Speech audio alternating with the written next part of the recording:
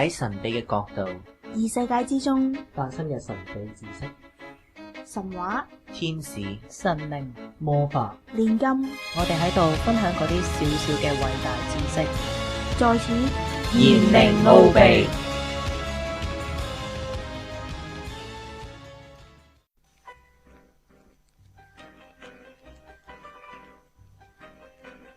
歡迎翻到嚟今集嘅言靈奧秘啊！今集言靈奧秘依然係齊人噶，有我小爺，我係 April 啦，大家好，我係子平，同埋仙人掌冇錯啊，同埋我哋 Encore 仲有一個嘉賓啊 ，Encore 翻桌啊，係啊，冇錯，翻出咗阿凡達人 Peter Fan， 係啊，大家好啊。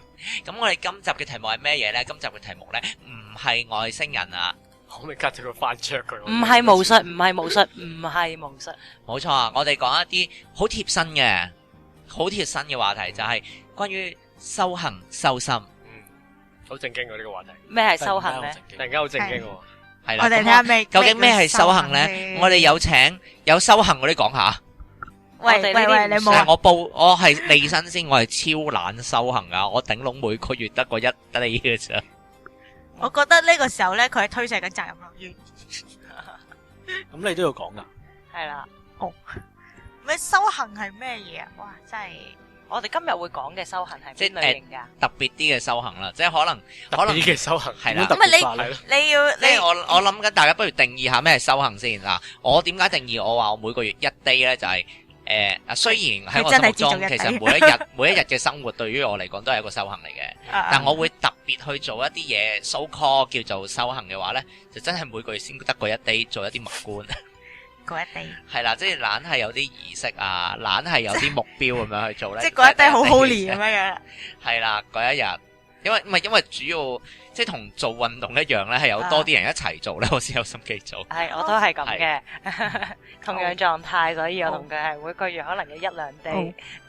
咁啊，我自己就因為我其實入咗啲外國嗰啲組織啦，咁其實咧，你講到黑手黨咁樣嗰啲啊，3K 黨，不能公開啊！唔係，咁其實我係公開咗好多次嘅，所以你公開咗好多次啊！咁我放心啊而家，Apple 咧係而家喺我哋隔離咧，大概係冇着嗰啲黑色嗰啲罩袍啊，或者綁嗰啲唔知咩帶啊，即係好神秘嗰啲裝束咧，佢冇着嘅，佢係着住一個平日大家喺街度見到啲裝束嘅。你放心啊，呢個唔係一個出櫃嘅行為嚟嘅，你係唔需要。係啊，你唔需要出嚟咧話俾大家聽，我係同志咁，唔係你係同志，應該大家都冇呢個關注到嘅。要唔係嗱，我本身我係一個GD 即係高端當入邊嘅人啦。OK，咁其實高端當其實係一個組織啦，即係講到明佢只係一個教導技術呢一方面關於神秘學方面嘅技術嘅學校嚟嘅啫。係啦，高端當就係我哋之前提過好多次嘅黃金黎明啦。咁你聽翻我哋之前嘅言靈奧秘啦，又或者係異世界啦，都解釋過好多次噶。係啦，咁就顧名思義啦，既然佢訓練嘅話咧，你每一日都要做一定嘅特定嘅儀式啦。但真係每一日噶？咁每一日啦，一日3次啊，早午晚3餐食藥咁食啊！哇，真係每次15分鐘咁樣。我保證你會覺得咧，呢一生人咧修行其實真係一個好痛苦嘅事。但我想問咧，即係咪要好準時噶？即係會唔會好似平日即係大家都知例如伊斯蘭教佢哋都係一日要祈好多次禱噶嘛，即係佢哋係有幾多點就要一定要祈禱，所以有時佢哋趕唔切去咧，就佢哋隨身我見到有啲朋友佢哋信伊斯蘭教，又隨身帶住張氈咧，一趕唔切去啲祈禱室咧，就鋪喺地下拜咁樣噶啦。咁我哋即係大家嚟呢度下，自己成日喺路中心就趴低喺機場最犀利，機場嗰啲祈禱室都知老年咁遠嘅啦，永遠喺個機場最頭最尾噶嘛。你喺中間等上機，忽然間夠鐘咧，跑幾都跑唔切，就見到忽然間一紮人鋪晒喺氈喺度拜噶啦。突然間就趴低，係啊，都幾壯觀嘅個畫面，都幾見到，因為尤其是你去某啲嘅航班咧，你去某啲地方嘅中東地方咧，嗰度特別多嘅，唔知點樣，即係個宗教原因啦。咁我哋就冇話特定時間，但係佢會冇即係佢會約兩會指個時間，譬如話起身啦，早餐啊，午餐啊，同埋晚餐啊咁樣。嗱，早午晚，如果你話真係好嚴格執行嘅話，你食飯之前早午晚都一次啦，朝頭早啦、晏晝啦、中午啦，嘅呢啲係啦，即係中午啦、夜晚啦、半夜啦，都會有一次嘅祈禱啦。半夜係啦，即係會念一段 prayer 咯。OK，跟住然後就沖咁我瞓涼念咗一念啦點嚇，瞓咗我要起翻身臨瞓前做咯再念一次咁樣。臨瞓前做咯， OK，即係呢啲只係沖涼講緊就要念一次。你沖涼念另一套嘢，咁如果我唔沖涼嗰日，咁就即係可以慳翻一次。理論上係啊。計婆仔數啊喺度。係啊，反眼開始見到有人，理論上係啊，你可以咁樣做啊。但係即係每日嘅修行最主要就係講緊祈禱嘅啫，係咪咁梗唔樣啊？係啦，即係但係儀式魔法。呢個只不過係你每一日念嘅祈禱文，然後咧佢會建議你朝頭早花1個鐘頭做一段儀式去做呢個召喚某個天使，朝頭早，係啦。咁咪晨咁然後早流流，然後夜晚咧咪住反大先。你講嗰個1個鐘頭做一個儀式，係啊，都幾我唔係好短快過，時間喎都好快過噶啦。你做開其實好快過嘅，即係你做完之後，咁1個鐘噶啦，嗰啲咁即咧。但係佢係話要嗰個儀式要維持1個鐘啦，但係其實佢預你要用1個鐘啫，你做快咗 OK 嘅。係預咗第1個鐘做到嘅，慢咗都 OK 嘅。咁當然啦。咁其實咪咁即係其實我做得快嘅話嘅有數啦，係咪？但係你做 meditation 你好難控制時間噶，當你合埋眼，溝通完一輪之後擘大眼，1個鐘原來啦放工啦，咁跟住咧，除此之外咧，嗱早午晚啦，啊跟住再做個你好輕描淡寫講1個鐘嘅儀式啦，咁仲有冇啊？咁晏晝咪再做一啲儀式咯。晏晝晏點做啊？晝翻工晏晝喎晏晝未，唔係嗰啲好快嘅咋，做個 LBRP 5分鐘嘅就做得熟噶喎。咩叫 LBRP 啊？小嗰啲王小五王星驅逐儀式驅逐儀式哦，即係啦係係唔使道具乜滯噶嘛。即係係啊，驅逐揾隻手指啲唔好嘅能量。係啦，咁咯，然後跟住夜晚咪再做其他咯。朝頭早嗰個天使嗰個 meditation 咧，係使唔使好多架撐？佢會預咗你屋企本身有一個祭壇喺度嘅。咁如果我覺得去旅行咁點算咧？嗱，佢嗰又趴低嗱又唔係趴低啦！嗱呢個問題咧，曾經會入邊有其他人問過。咁只要佢話咧，只要咧你個唔超過7日，基本上咧你嗰段時間你即係跳緊啲嚟做咧係 OK 哇，嘅。咁樣揦嘢啦！如果去嗰啲14天歐洲7國嗰啲，咁我咪揦咁你嘢，有一日趴低，實有一趴低喎。唔係嗱，如果你嗰啲咁，當然你祭壇嚟講，其實佢唔要求太多嘅。咁如果你真係冇咧，咁你準備啲最主要嗰啲 key item，譬如話嗰啲蠟燭啊、香薰啊嗰啲咁樣樣咯。你有冇啲即係祭壇要有一個好似嗰啲類似嗰啲聖誕卡咧，又係立體，一但係拉一拉開就食祭壇咁我都好想有。嗰啲啊嘛起嗰啲朋友一件開係啦啦，咁咪即係即係咁書目錄入邊嘅移動教會嗰啲朋友係啦係啦，啦。或者嗰啲咩大船之刨嗰啲，打開個木箱成隻船飆出嚟嗰啲。咁咁我想訪問下你我都想有你呢個一日三餐嗰個，再加夜晚嗰個1個鐘嘅儀式，跟住再一個你揀頭先話5分鐘小嘅儀式嘅，晏係嘛晏晝啦，夜晚你夜連續晚做咯，咁樣做維持咗幾耐啊？一日都未試過。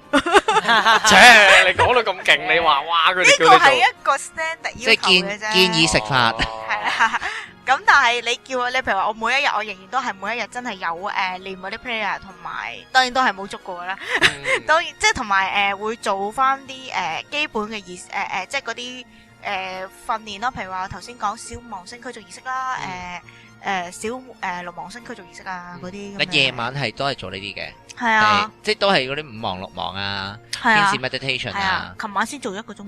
咁即係但係夜晚係，我以為夜晚可能係話要做啲勁啲嘅咩？通常啲人都係會 prefer 夜晚先做，因為夜晚啲人啲時間先多啲時間易就到，係啦。唔使趴低，即係唔使趴低啦。唔係你可以喺隱蔽嘅角度度趴低，都係要趴低嘅。滿足你趴低嘅意欲。 Yes，咁咯唔係。因為如果有聽過以前嘅言靈奧秘或者異世界入邊都聽過啦。GD 嗰啲儀式咧，有部分都幾有危險性，係要有專人指導嘅。如果唔係就會重現嗰啲咧燒着件祭袍啊，哎呀嗰啲咁嘅情況啦。冇錯，因為佢哋成日都涉及啲蠟燭啊、利器啊、唔係咁係因為個地方唔夠大酒精成分啊嗰啫，啲嘢同埋一件袍成個 Batman 袍咁樣嘅。係啊，佢件袍係拖地㗎。係噃。所以但係拖地得嚟咧，佢又要喺個祭壇走嚟走去，嗰啲祭壇係有點住蠟燭，但係擺喺地下咯。冇辦法啦，我成日都都話唔夠地方好想咯。着袍啊，我想訪問下你哋在座係有幾個係着袍嘅會平時，你畢業嗰陣算唔算？我都有。即係修畢業嗰修件咯行所謂修練嘅過程中冇，April 你有係啊啦係嘛？你有我係有一件袍，不過我唔會成日着咯，我即係唔係話係啊日指定你做嗰啲儀式一定會着嗰都係個袍。大儀式先做。即我係重要嘅時候先會着咯。其實着袍係一個俾人睇嘅 symbolic 定真係有影響到個能量呢？我覺得真係有影響，係真係呢個有啲影響嘅，即係。係咯，因為其實係一個好象徵性嘅嘅 meaning 嚟㗎。其實着袍，係因為其實一般嚟講，我哋撇除咗我哋特登個象徵性問題，咁其實咧，你譬如着一件袍咧，係好影響你嘅心理狀態。即係其實你如果自己個人唔着袍，個心理狀態都得嘅話，其實可以唔着袍。唔係即係好似你做戲咁，係你着件戲服會好啲咯。係即係你自己會入代一啲咯。或者你去 camp 度做嘢，咁你唔着件白袍都得㗎。咁其實有其他原因嘅，你喺個儀式裏邊，你着個袍係喺個儀式裏邊嘅身份定位，因為你儀式裏邊特別如果係多人嘅儀式，你個定位係好即係例如好重要。以前我哋喺節目裏邊都講過啦，A 朋友講過有啲儀式成5、6、7、8個人嘅，咁有一個佢係總指揮嚟嘅，要揸住碌棍，係啊，咁跟住佢又揸劍啊嗰件袍又唔同色嘅，跟住有幾個係 guard，佢就揸住把劍又唔同色嘅，係咁你要話俾人聽邊個要去邊度走位咧，咁你啲人有啲嘢着住咧就容易啲話到俾大家聽，佢哋係好尷尬啊做咩啦。其實唔止係人嗰個關係嘅，本身你一個對應裏邊，你係直接對應落個身份度咯，係啊，嗰個能量意義就喺度。所以袍點都一定要㗎啦，但係睇係咩時候咯。係啊，所以我覺得我嗰邊我做嗰啲比較方便啲，雖然話白色，但係大家從來好似冇乜特別去着過。唔係要，其實我覺得係應該要有件袍嘅，你哋都冇人着過，連主買件持我都買件冇着過。實驗室嘅袍都好啊。我金玉記得嗰陣時，我同一個喺一個討論組群啊，即係有世界唔同地方嘅人，都係所謂對靈修啲興趣啊。咁我哋有人都發起就話建議大家就做翻一件袍。咁佢就話佢嗰陣時講法就話，當你着一件袍嘅時候，你個心理狀態會有一個好大嘅影響。咁一路我都冇咁做，但係我就見討論組群啲人，其他人咁做，咁你直接到咧咁以下帶到落去以下兩件事啦。第一件事咧就係某一年有個朋友咧就生日，佢就話要個化妝舞會，咁我扮 Harry Potter，咁我將之真係買一件袍。嗰啲細仔第一次着嗰啲袍，但係我發覺着上去嘅時候，真係有種好難以形容嘅一個心理狀態一個轉變，唔係覺得自己係似 Harry Potter，而係有種好難以形容嗰種好莊嚴，同埋係會進入即係我已經唔係一個平凡人啦。係啦，同埋好快進入一個所謂靈性嘅一個集中嗰個狀態。咁呢個第一件事啦。第二件事我諗大家都知呢個張繼聰咧，佢有一段時間就着起嗰件袍。做乜事啊？咁啊，即係有一次同佢傾開偈，咁佢都係話其實都係一個你可以話係一個遊戲又得，做一場戲俾人睇又得。但我冇留意佢係嗰段時間日日都着嘅。係佢成日都着嘅，佢直情佢話去超級市場就着。但係嗰件袍係點樣樣？你可唔可以形容下？藍色嘅就好似一個魔法師咁樣個，所謂一般人見到好似一個不過所謂一般人嘅形象嗰啲你魔法睇師形象咁。勁高金曲嘅我見到啊，係啦。我以為你話大家睇哈比人魔界咧，見到啊。咁其實嗰陣時咧，哦我就好懷疑，我有問過佢，我話其實你係咪做緊場戲出嚟俾人睇？咁佢就話呢件事咧就係佢經理人同佢講，即係當時嘅經理人就話：咁你當如果你係要玩呢個 New Age 嘅遊戲嘅時候，你玩盡佢啦。咁你做埋俾人睇。咦？但係我真係好少見有個 New Age 嘅人周街着住件袍啫嘛，就。所以呢個就係一個 persona 一個形象。咁但係我想修行嘅人都唔會問翻即咁樣做啊係袍以外嘅嘢啦吓，即係着袍以外嘅嘢，其實咁究竟大家覺得咩係修行？除咗件袍以外，或者係 ritual 之外，一啲儀式之外，對我嚟講啦，我未講過嘢啊，今日好難得啊嘛。唔係你有講過頭先勁歌金曲啊？係啊，同埋我覺得着袍好似Kickset 咁樣着件衫出去，或者 Spiderman 着咗之後以為自己係變咗身咁。係啊，咁啊，我覺得修行其實係一種實踐緊你嗰個 so far 我叫信仰嗰種嘅做人嗰樣，即係我覺得其實儀式係一啲調整嘅工作嚟。咁但係其實最重要係點樣去令到你貼合翻你嗰個所謂信仰或者你認同嗰樣嘢，去同佢貼近翻去嗰種嘅功能就係修行。因為喺你個生存裏邊，其實你好多嘢要應付，你好多時會走向咗另一個嘅位置上面。點樣令你帶到翻喺嗰個圈裏邊個 centre 就係令你有意識去貼近喺一樣嘢裏邊，令你一個成長。我覺得已經係一種叫修行嘅工作，即係一種我覺得係一種生活嘅模式嚟。所以我覺得我每日上 Facebook 同埋去高登係一個修行。本身做人落嚟做人都係一個修行嚟嘅。你條如果嘅修行講到呢樣嘢，唔係你可以落到嚟係冇做呢樣嘢咯。係，因為我哋本身諗住係修行，然之後你做唔做係一回事。即係本身落嚟，我哋嘅目的係修行，當然你有冇收到係一回事啊。係啦，咁就恭喜你啦。即係 suppose 你翻學係應該讀書，但係你有冇讀係一回事咁啊樣。哈，冇問題。即係我覺得就係咁一回事，就係講緊點樣做人咯。我會覺得係咁樣嘅。我自己其實對修行兩個字有幾個階段嘅睇法。係咁啊，初頭接觸啲，即係我由虔誠天主教徒啦，嗰陣時係香港大學嘅天主教同學會嘅內務副會長嚟嘅，曾經好虔誠，跟住後尾離開咗個教會，離開咗呢個宗教，跟住再接觸啲所謂新紀元嘅嘢，咁啊跟住後尾聽好多人講修行啊修煉，所以就有段時間係好逼自己去一日要打幾多個鐘座，打幾耐嘅座啊，或者要點樣用啲咩水晶石咩陣啊，即係所有呢啲好表面嘅嘢我做得好足嗰陣時，好 V 混混，好 V 混混幾 V 混嘅嘢我都會做到話，即係由我想問少少先，就係你話你最初係天主教嗰 part 噶嘛？咁嗰陣時，但係天主教就冇呢多嘢嘅，你嗰個派別，頂多就係話叫你祈禱咯。咁但係咁多年完全冇，就變咗做忽然間好 V 混混啦。係啦，咁而祈禱嗰部分咧，其實我一陣我哋都可以再大家傾下究竟宗教入邊嘅一啲要大家做嘅嘢，譬如話祈禱係咪修行嗰部分？其實我後尾睇翻就絕對係。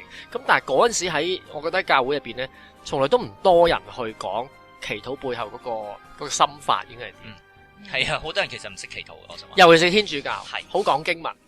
咁你每日念信經嘅、天主經嘅、聖母經啊、念玫瑰經嘅咁。我仲記得有一個真人真事嘅笑話發生喺我身上。咁啊，天主教咪要去告解嘅。咁你同神父講你犯咗啲咩罪，佢會俾啲功課你翻去㗎。咁啊，功課係點樣啊？即係佢哋通常叫念經咯。咁人哋通常啲同學咧就係可能念一篇聖母經，咁但係我就要念成抽嘅玫瑰經。哦，即係如果玫瑰經好大鑊，玫瑰經係好長嘅，好大鑊。咁基本上係有50次嘅聖母經入邊，都有5次嘅天主經嘅。大家如果咧有見過平日碧咸咧成日帶住嗰條玫瑰念珠咧，係啦，咁佢其實咧嗰啲念珠就有嗰幾廿粒啦。係，咁你每念完一次玫瑰經就係要褪一粒念珠，咁你數勻晒一抽成抽玫瑰念珠就係一次聖母經啦。係啦，佢哋咁佢念10次嘅話，佢哋要數勻10次。冇錯啦，咁佢哋嗰個就唔係叫功課，功課係後期啲我哋修行嘅叫，佢哋叫補贖。補贖，即係洗底係咪啊？係啦，哦，係啦，咁我就嗰陣時要念玫瑰經。你覺唔覺得你唔係生喺中世紀係比較不幸？中世紀可以買贖罪券係快啲嘅。冇錯啊，咁跟住就係啦，呢個就係有宗教個階段咁。其實後尾我脫離咗個宗教之後，我發覺其實舉例譬如玫瑰經，基本上係一個用經文帶你做一個冥想嘅狀態。咁但係嗰陣時喺宗教入邊喺天主教入邊，從來都唔多人去講解釋俾你聽。有人間唔中會提下，但係呢個唔係一個好主流嘅一個風氣。係咁所以就我覺得，哇！嗰陣時我花咗好多時間去念經，但係其實都唔知道究竟背後意義係乜嘢。咁跟住後尾亦都會係啦，後尾離開咗宗教之後，就進入一個好着重儀式啊，好外在嘅好形式化嘅，亦都係好追求。哇！如果今日我唔做嘅時候，就好似自己靈性會低啲喎，咁樣即係個 frequency跌咗。係啦，即係會好緊張呢啲嘢，跌落啊係啊，好緊張呢啲嘢，同埋好要追求，我一定要打坐，跟住雖然把口唔認，但係其實好渴望。如果我打坐嘅時候去到另一個境界，或者見到咩異象啊，有啲咩 vision 啊，我就覺得哇正，好似個修行會有成果咁樣。係咁跟住就再去到另一個境界，一個唔係境界，另一個階段，咁就係練氣功。咁練氣功呢部分咧就出事嘅後尾，咁一陣我哋可以去再講下，係去到另一個 topic 嗰度講。我覺得呢個嗰部分就係走火魔，係咁我就係曾經走火魔嘅。咁咧再後尾就去到一個階段，因為走火魔咧就好驚，咁就所有嘅所謂同修行啊、靈修嘅嘢全部擺埋晒，全部唔掂，就嘗試做翻最簡單做人嘅嘢，平時所謂一般人會做嘅嘢，靈性嘅唔講唔聽唔諗唔掂。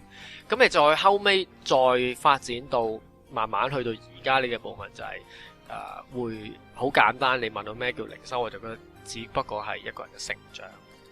咁而成長呢樣嘢，我覺得如果要講，我哋就可以花好多章節去講。所以如果你簡單問我咩叫靈修嘅時候，就係成長。如果任何嘅工具令到我可以成長嘅，就係修行。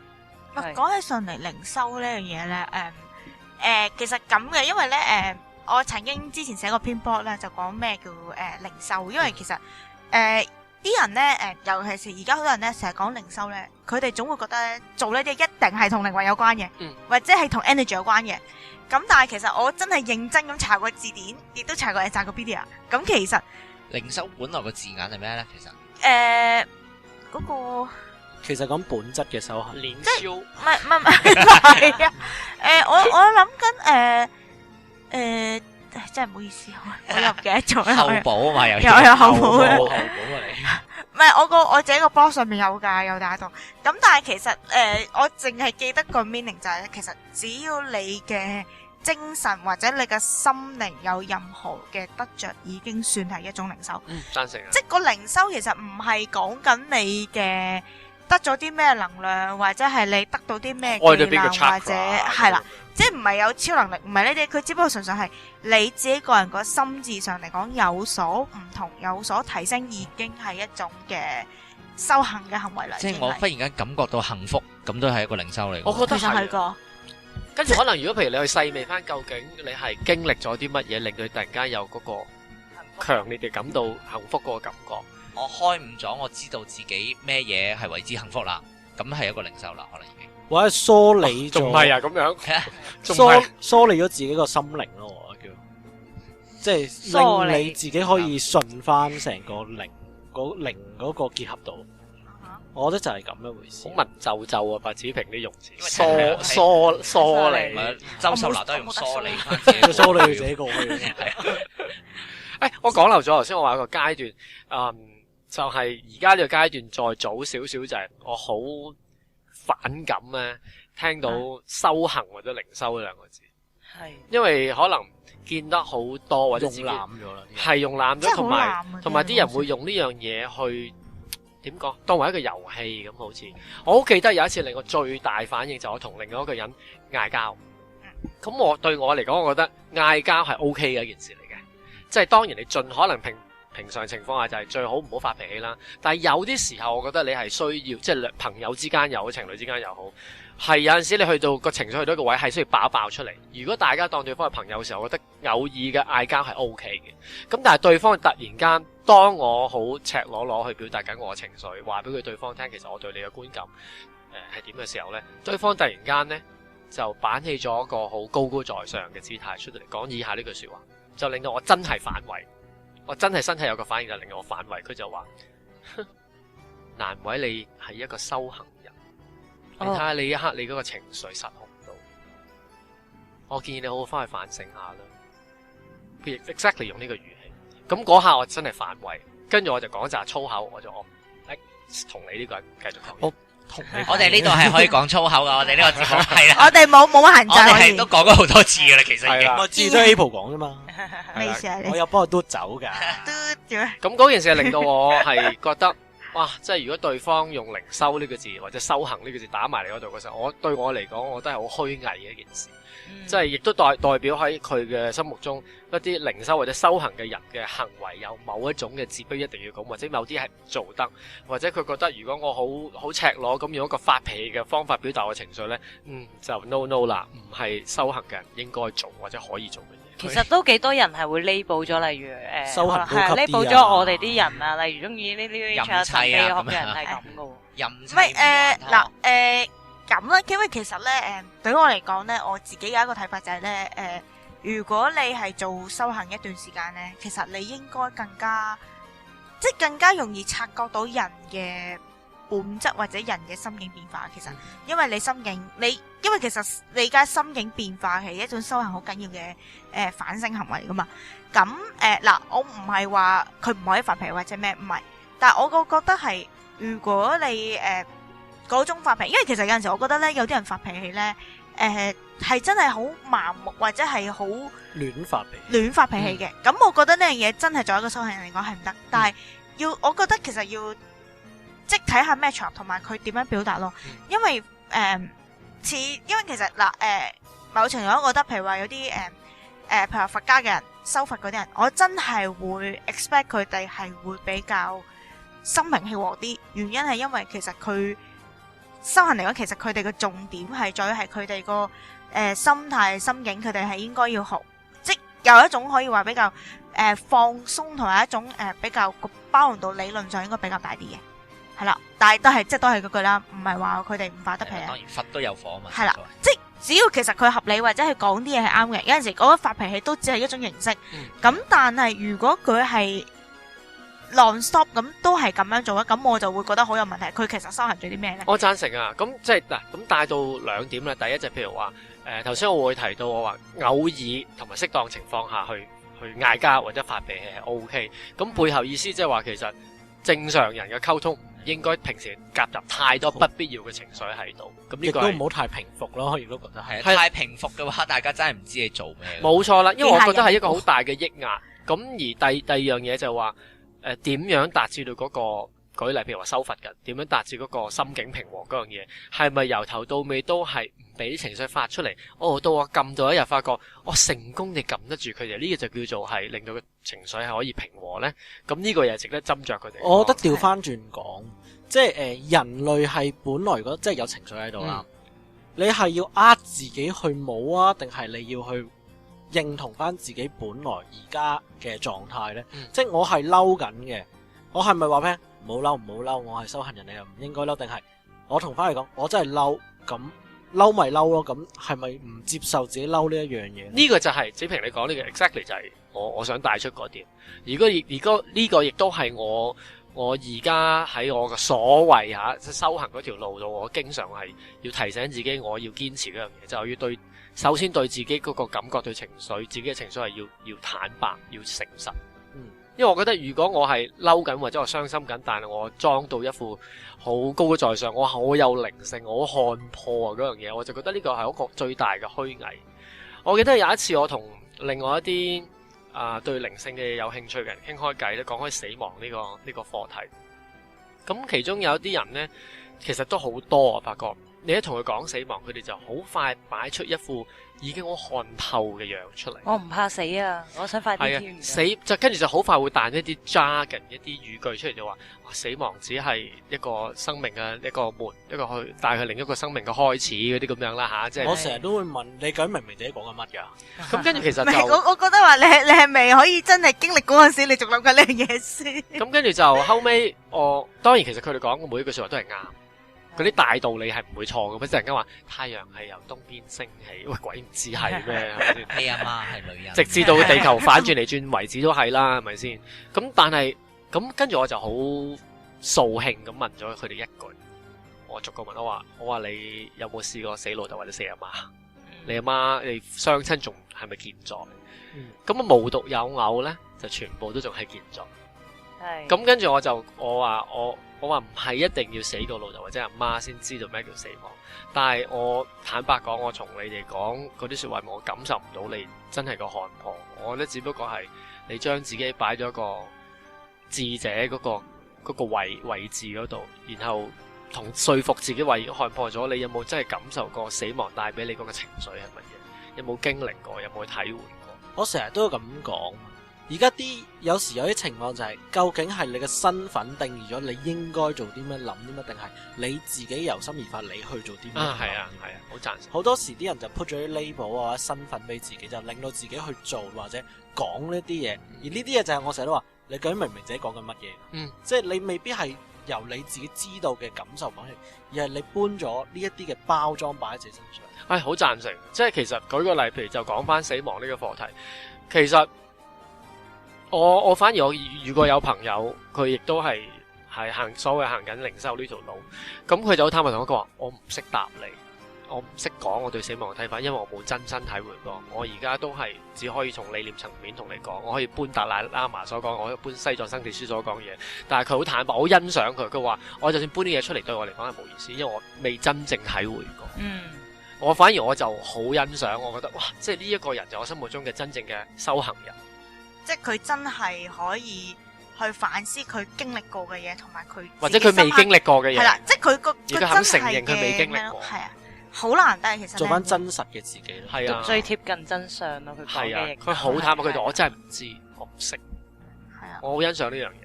反而好難得，我覺得即係我講我都好感動，我覺得呢個就係我心目中嘅修行人。因為我成日覺得啲人咧，即係學頭先你講啊咁。佢哋嗰連咗呢步者，即係佢哋真係會覺得自己咧係高人一等，同埋咧唔知佢哋成日會覺得佢自己咧修行過一段嘅時間，就會覺得自己係一種即係佢係一種高人一等嘅睿智啊！你明唔明我意思？我明啊！即係佢哋其實有陣時呢一種睇法，有陣時我覺得好真係好詭異啊！即係俗稱嘅冷勁咯。係啊，唔係啊！我覺得詭異嘅原因係咧，你睇住佢講嘅，同埋佢自己平時做嘅係完全唔同㗎。我好有感受，因為我做過呢啲冷勁嘅人，做咗好多年。即係人哋可能嚟同我訴苦，講話佢啱啱分手，可能我就會即刻擺出一副智者個樣出嚟，就同佢講話，唉，其實人嘅關係乜七七嗰啲咁樣咧，人哋講我真係覺得好傷心喎。其實情緒咧，只不過係咁嚟嘅，你要咩識同你嘅情緒相處啊，嗰啲咁嘅嘢。跟住我發覺咧，呢個最快俾人打喎。唉，應該係。咁啊好彩我冇俾人打，咁但係即係令到我咩真正反省嘅咧，就係嗰陣時第一就係走火魔件事啦，第二就我後尾自己個抑鬱症好嚴重，跟住我發覺，咦，我識咁多道理同你講得咁鬼勁，但係原來自己根本都對自己嘅情緒係完全掌控唔到，完全俾佢玩死。咁我之前講嘅嘢根本全部係假嘅，我發覺原來自己一個非常虛偽嘅，我今日頂唔順自己，咁就後尾曾經跌入咗一個好長嘅階段，就係好睇唔起自己曾經咁呢部分亦都係我用咗好長時間去療愈，我接受翻，原來以前曾經咁呢，先會令我可以慢慢有機會體會到咩叫對自己真實啲、真誠啲。因為有時候有呢啲反差嘅嘢出現，因為我唔中意一樣，即係嗰種執又變咗另一種執念。係啊，反咗過另外一邊。講上嚟，我哋似乎全體都係壞掉了嘅成員嚟嘅喎。係我冇乜情緒嗱，嘅你我冇嗱我就只係有某啲情況之下先會暴走嘅啫，可能係因為我嘅生活體驗方式嘅修行，所以我係冇乜呢個咁樣嘅起伏嘅。因為我嘅修行呢係着重於日常生活嘅對答嘅，即係可能因為我自己修行嘅方向都係去尋找智慧呢一樣嘢。咁於是呢，亦都好奇妙地呢，我係得到最多嘅啟發嘅呢，就係即係我嗰陣時都有同另外一位即係大家好熟悉嘅朋友講起過，因為我係同我母系家族裏邊嘅女性傾偈嘅時候，佢哋明明冇接受過任何嘅訓練，但係佢哋成日無啦啦就會爆咗一啲嘢出嚟嘅。我哋喺對話嗰度得到嘅，所以我哋成日都話係佢哋 channel 咗啲嘢落嚟俾我咁樣。係啦，即係我覺得呢樣嘢又係一個好有趣嘅地方，就係成日話 channel 呢樣嘢。係啦，即係我覺得如果你有嗰個，我覺得修行一種修心嘅過程啦。如果你有嗰個心嘅話，其實唔係理佢邊度嚟啦，係啊，係身邊每一樣發生嘅都可能係令你會有新嘅感悟。係啊，即係你對嗰樣嘢有啲乜嘢刺激到你內在嘅睇法咯。我覺得反而係你開始有個方向之後，你就會好容易係有人啟發到你，你就會有更加深嘅了解。我覺得唔係人哋啟發到啦，而係你俾嗰啲嘢刺激到你自己啟發自己。即係某可能佢程度上都係佢咁，佢都要講嗰句嘢先嘅。我覺得任何嘢都做到，即係我意思係。係，即係不過未必嗰句嘢好神奇嘅就係永遠都係喺啲女性嗰個嚟咯。OK，我從來未試過喺啲男性嗰個嚟咯，即係喺嗰個情況之下，係啦， well，係啦，只不過係咁巧妙地就發生喺嗰度啫。咁我同你調轉喎，我係通常我係睇書再自己咁我都有睇書嘅。領悟，即係我，但係我嘅意思即係我個得到嘅地方，通常都唔係同人傾偈入邊得着咯。係啊，即係我所以我話同你其實唔同嘅係，即係你話同人溝通上面得着嘅嘢，其實好少，真係好少。其實都唔算係傾偈添，係佢會忽然間無啦啦講一句嘢出嚟咁樣。即係自己發瘋咁樣。係啊，嗰啲嘢係忽然間好有 so called 好有神學意味咁樣嗰啲咧，跟住然之後你就忽然講，哇！佢點解會識講啲咁嘅嘢咁樣？我就唔同啲，我通常睇一啲叫做記錄嘅嘢咯，即係可能嗰個一班人傾完偈擺喺度啊，即係上網咁樣傾完偈擺喺度。transcript 即係我係隔空嘅，我面對面冇乜特別大反應，但係佢係似係可能一本書寫低咗啦，或者佢一啲隔空嘅講嘅嘢，我睇完之後嗰個反應會大啲。咁即係我咪以後同佢溝通，我應該寫字仔。寫完紙仔我之後睇翻嗰啲。之後先睇喎，即係咪嗱？咁我哋而家咧佢冇係參與成個嗰個。我係因為一參與可能就會我扯咗哋以後咧唔應該錄，我哋唔應該做節目，我哋應該咧喺個 Facebook 度寫字仔。唔係㗎，我會聽翻㗎嘛。我哋嗰個禮拜個我哋呢個禮拜嘅 topic 係咩？我哋就喺個 Facebook 度不停咁樣呢個禮拜圍住呢個嘢喺度傾偈，咁佢就會好有得着。即係我哋我會聽翻㗎嘛。以後改為唔開咪啦，我哋寫交換日記。最限住每日5版紙嗰啲咁啊。即係我覺得嘅情況係可能因為我本身嚟講好容易投入咗某啲嘢上面，咁所以我保持翻個距離，我反而會比較容易吸收到一啲嘢。即係如果參與其中嗰個扯走咗我嗰個本身嗰個 center，我覺得可能係咁。我另外一樣嘢就係而家因為可能做咗網台主義之後咧，更加多人會係原本唔係自己識嘅朋友，跟住可能 Facebook 佢大家會 message 我，跟住會問好多人都問以下呢個問題。 Peter Fan 信箱，佢就會問Peter，我想開第三眼，你有咩介紹？哦，我哋同有陣時試過同我呢個問我呢個係啦松果體，佢唔問我嘅，我問嘅話，你每晚都開一次噶啦。係啦，鬼嘢，好多人都問呢樣嘢。佢開嚟做乜嘢咧？即係把托嘅喎，係啦喺度畫一隻眼。我哋嘅 Facebook 信箱都有聽眾咁樣係追住 April 問唔過係㗎，佢係咧首先 WhatsApp 我，跟住叫我問咯，你可唔可以俾 Apple 電話我？咩事？我唔可以亂俾女仔電話你嘅。跟住話，我想佢幫我打開個松果體啊！但係其實嗰時 Apple 喺隔離話，你自己睇啊，你點覆佢，你自己亂咁覆啊。唔止松果睇，仲有啲海 X 睇。即係我覺得其實咁嘅，你零售呢樣嘢，其實睇唔睇到咧？我覺得真係好唔係好緊講緣分嘅。其實唔係，我覺得而家 New Age 呢班人係有少少撈亂咗修法同埋修心。係打開松果體嗰啲其實叫修法，係就唔係修心。係啦，就係咁佢可以叫修行嘅，佢修法咯。即係不過嗰啲你嘅以前心嗰啲佛教嗰啲神通啊嘛。係啦，咁但係唔等於你心靈成長，修法嘅人唔等於個心靈 O K 嘅。佢翻去應該睇翻 TVB 劇集《布袋和尚》啊，布袋你啲神通好勁，但係佢冇修心。其實近年真係好似好偏重，而家 New Age 以前就好講修心、心靈成長，而家好似修法咯好耐之前就係勁㗎嘛。係啊，即係好耐之前，真係講緊係都差唔多8-9年前嗰陣時，就真係好講，心好多聲嘅嘢。係啦，出好多書係講緊好認真咁去講下你嘅心性啊，或者係你嘅經歷啊，好多人嘅個案經歷啊咁，跟住後來慢慢出啲書咧，好流於係你個技術上點樣做，同埋咧超能已經唔係超人，即係佢好中意咬同你講亂匙羹。嗱呢一種其中仲有啲嘢成日講話啲輕鬆點型啊，有好多人好講，即係好平好泛好淺膚淺咁講下七輪，講技巧嘅。講技巧嗰啲七係啦，輪嘅真係，真係聽書都寫咗七輪嘅，真係好恐怖，真係黐線頂無啦啦住拋個你㗎七輪，真係無啦啦，即係無啦啦你睇緊成本書唔關七輪事，佢都要講下個七輪俾你聽。我本書都有啲咁嘅傾向咧。咁你嗰個係因為塔羅牌書係有七輪嘅牌陣噶嘛？但係嗱問題就係在於係七輪，只不過係一個印度教嘅靈魂嘅架構，咁佢先至咁樣講，係啊但係啫。佢係好不負責任咁，通常話俾你聽啊七輪啊，跟住然後七輪做咩？唔知啊咁樣係噶嘛咯，即係但係其實嗱 For your information 咯。係係 FYI for your action 咁樣嗰啲咧， Only reference。打鬼啊！即係好奇異喎！即係而家，我覺得而家咧，尤其是近呢4-5年出啲書咧，全部都係流於嗰啲係啲copy 啦，仲將以前一本書嘅份量斬開3本嚟出啦，即係稀釋膚淺咗個內容咯。我認真譬如話嗱，我頭先講七輪，啲人而家講七輪咧，即係同你講每一個輪位係嗰類型嗰啲嘢，嗰類型嘅，嗰類型嘅，但係其實佢唔會話整體點解係七輪同埋。點解你修行嚟講，你係要一整體去冥想，或者點解係用嗰啲顏色啦，甚至乎嗰啲嘅連帶影響到你嘅咩情況啊？身體關係啦。係啊，我鬼唔知個輪擺嗰個位係代表嗰樣嘢咩？真係。即係而家唔會啊！而家佢真係只會講句嗱譬如話你個心輪係代表你個心啊咁樣。係啦，或者係講句嗰個你嘅心境啊，你嘅感受廢話啫。你嘅生殖輪代表你生殖啊，咁樣成日都係呢啲咧。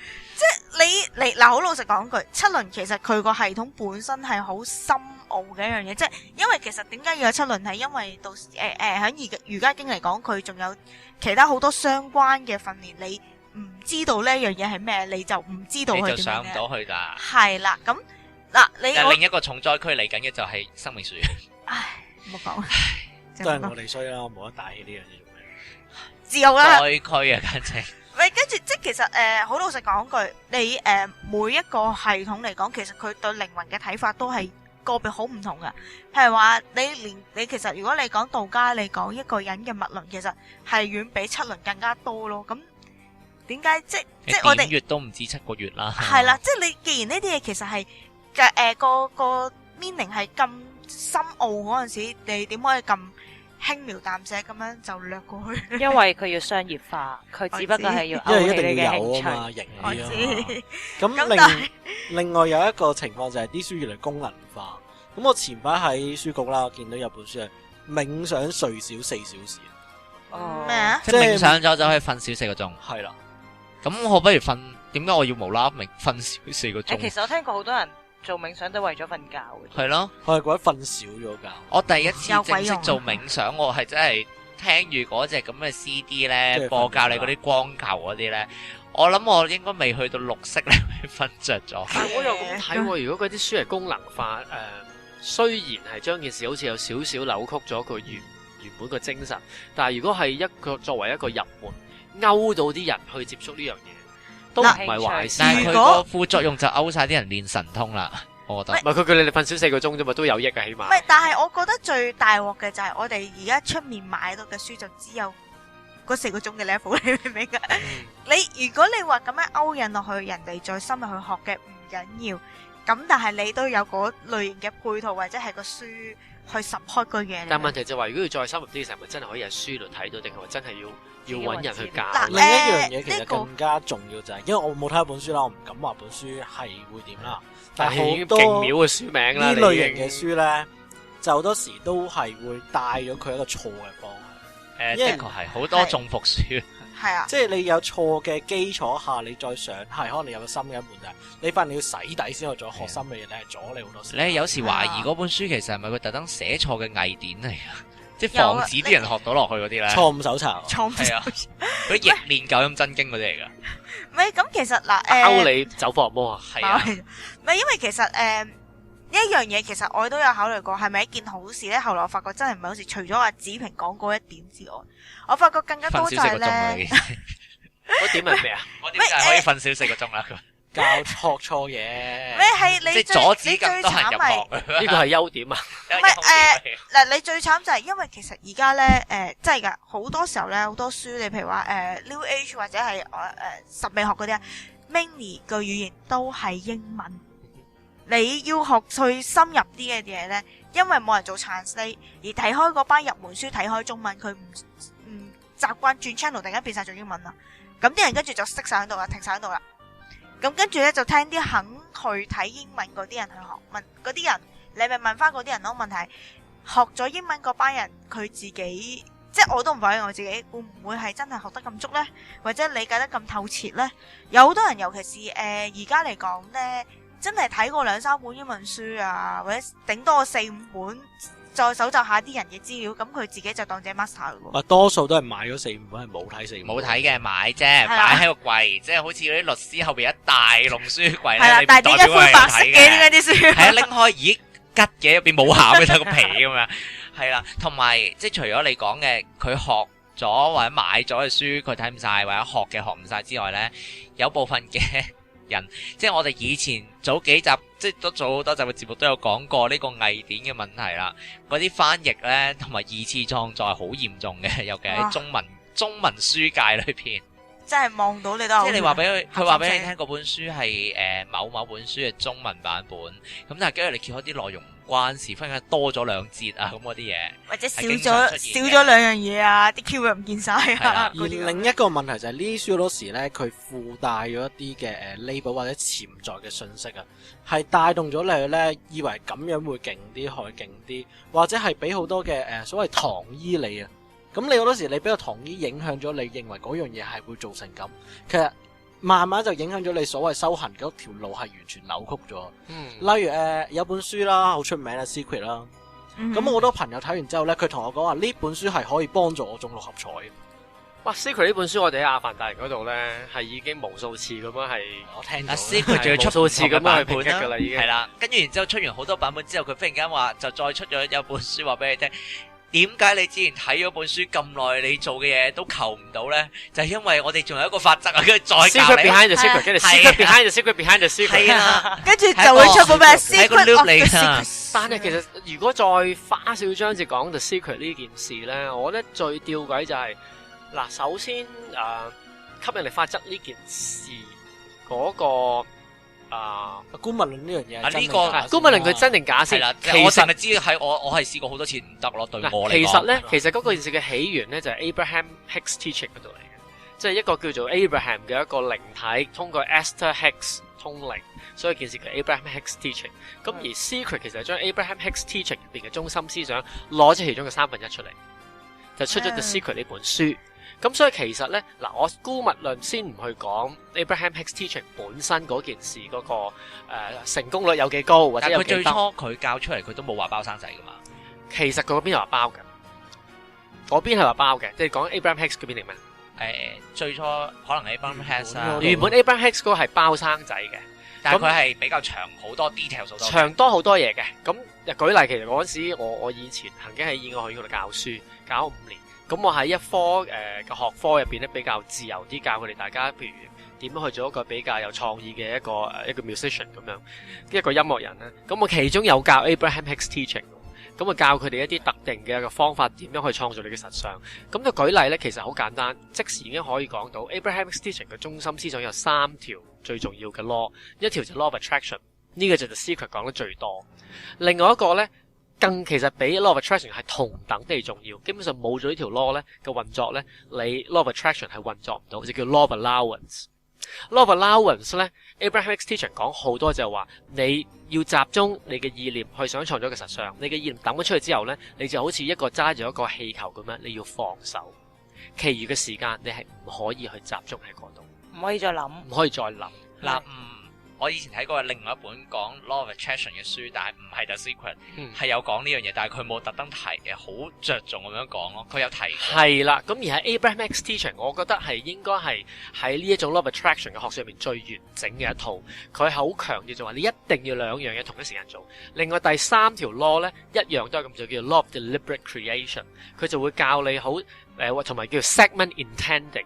譬如話每個階段你要觀賞啲乜嘢，好有按部就班咁去做。即係其實佢係話埋俾你聽分 step。係。但係又要分，又要放手，但係又要走去做翻觀賞。所以咧，佢其中一個中心嘅技巧，嗰陣時我喺演藝學院有教過，就叫做VRC Virtual Reality Chamber。佢就平均你每一日最好用5至10分鐘。最多過呢個啦，喺嗰個叫做虛擬現實嘅一個 chamber， 一個房間入邊，你自己幻想出嚟嘅啫，就用晒你所有嘅觸覺啊。譬如你想自己有幾多錢嘅時候，你幻想你個存折簿打開嘅時候，你個情緒啊，個存折簿嘅色啊，攞住存折簿個手個質感啊，即係除呢啲嘢，好像化，好實像化，好多方面嘅，甚至係味道啊，嗰啲銀紙嘅味道。而你有個錢嘅時候，你個感覺係點？或者你買咗架車，個車出邊嗰個油咗嗰層油，你捽落去個感受係點樣？越 detail 越好。但係咧，佢重點就話你一完咗咁20分鐘喺嗰個 VRC 出咗嚟嘅 chip 一聲，你閂機成日都唔可以再諗。係。咁而呢啲咁嘅重點咧，佢亦都 Abraham Hicks Teaching 會好仔細講晒點解會咁樣做。咁但係去到後尾，其實喺 Secret 已經冇晒呢啲嘢，完全冇呢句嘢。咁所以其實我係實驗過用Abraham Hicks Teaching 嗰個方法，啲嘢係得嘅。不過後尾我覺得我人生唔係咁去咁運作，所以我放低咗。但係實驗過係得嘅。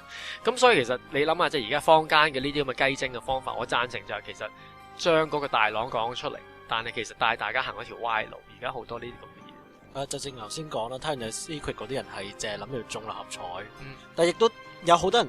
即係好大批嘅人係睇 Secret 去接觸呢個圈子，咁佢又造成咗一個惡性循環啦，即係由歪路又帶另一班人入埋去，咁嗰個圈子就慢慢就變到咧越嚟越行咗另一個方向。呢個就係點解而家嚟講成日話修法唔係修心，就好多時因為由嗰班又帶另一班，又帶另一班嗰個方向。另一樣嘢就係呢一啲嘅做法簡單咗，唔完整，但係又嗰個神效嘅係商業價值最大賣。商業價值最大啊嘛，因為簡單就以小博大，個個都想刀仔鋸大樹噶，係咯，買一本書搏一搏啫嘛，嗰啲諗住。收法又最易走火入魔，其實如果真係收到喐到入邊啲 energy 或者物論嘅話，你有冇知識？要好小心，一步一步嚟咯。即係你好似我哋，譬如我而家高端當咁樣。你每一個層面每一個 level 真係要幾個月甚至1年嘅時間，幾個月1年咁逐個上咯。可能好多人會覺得我哋學嗰啲嘢咧，喺而家 New Age， 即係其實另一個話題啦。即係就係啲人好多時候，譬如話我哋而家出面講 New Age 嗰啲修法嗰啲，好多人會成日覺得我哋occultism即係神秘學入邊修行嗰啲學嗰啲係好繁好複，繁複係啊，好即係多餘例如你可，能召喚嘅話，可能 New Age 嘅話，佢諗一諗佢就嚟啦。係啦，但係 即係但係如果嗱，即係例如我哋上集都有提過寫 Enochian 嘅 John D 啦，啊佢召一個天使係90幾萬重關卡，又畫符啊，又要念一大堆嘢嚟到，仲要盤佢，你係咪啊乜乜乜乜乜？你答我10條題目 check 親粉又行，係啊，係啊，即係佢哋會覺得係我哋呢啲舊式嗰啲人係好多餘咯，煩啊，覺得煩係啊，即係真係用多餘兩個字，即係佢哋會覺得哦，點解我會咁做啊？啊係啦，咁但係某一定程度嚟講，我覺得就係呢個修行嚟講嘅一點好緊要，就係俾個耐性同埋自己要轉變咯。嗱，咪住啊嚇！我哋發現呢今集嘅 On Air Time 咧都幾長下，但係我哋依然仲有好多嘢未傾喎。咁我哋下集翻嚟繼續同 Peter Fan 繼續講修行修心，下集見，拜拜。 After Secret。